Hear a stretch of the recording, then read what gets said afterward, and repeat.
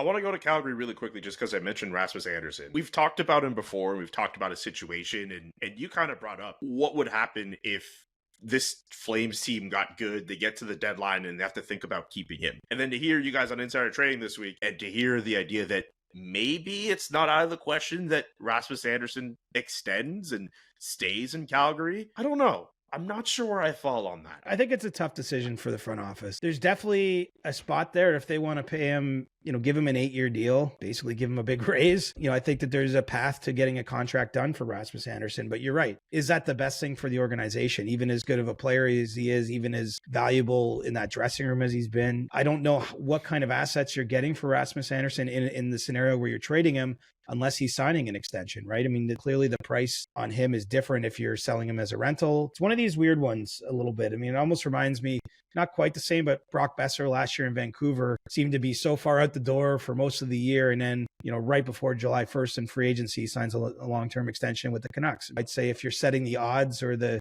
most likely scenario is that I do believe Rasmus Andersson will be traded, but it could be a good year in Calgary. They could come back together. He could have maybe even a resurgent performance on the ice and give the Flames a little bit more of a push to be like, hey, we can't lose this player.